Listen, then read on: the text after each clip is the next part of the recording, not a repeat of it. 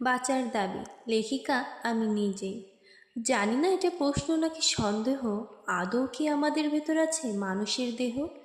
সৃষ্টি হয়েছি আমরা সেরা জীব হিসেবে, কিন্তু পরিণতি আমাদের হিংস্র হায়নায় নিমেষে।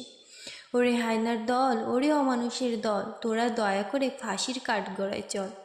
মনে বলে চলে আসলাম হায় আমরা কি সেই জাহেলির যুগে, যখন ছোট্ট নারী শিশুর জীবন যেত শয়তানের ভোগে।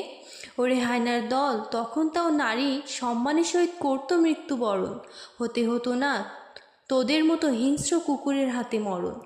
ওরে ওরে কুকুরের দল, তোরা দয়া করে নারীদের নিজের মা বোন মনে কর। হায় রে বিচারক, বিচারপতি শুনি বলেন তিনি নাকি আইনবিধির বাহিরে না চলেন। তিনি আরও বলেন না না, ফাঁসি দেওয়া একেবারেই চলবে না, হতেই তো পারে ফাঁসি নিরপরাধীর, তাই না? দোহাই দেশের বিচারকের, শিশুদের ওপর চালায় যারা হায়নার মতো আচরণ, অন্তত হাতে নাতে ধরা পড়া কুকুরের চাই গো আমরা নির্মম মরণ। আর নয় আর নয় আর নয়, ছাড় ছাড় দিতে দিতে হয়েছে বুক খালি হাজার বাবা মার। কি হলো নারীদের এত পালন করে বিধিনিষেধ, শিখি এত কুংফু, এর ফলাফল কি আসলেই নারী শিশুদের এই অসহনীয় মৃত্যু?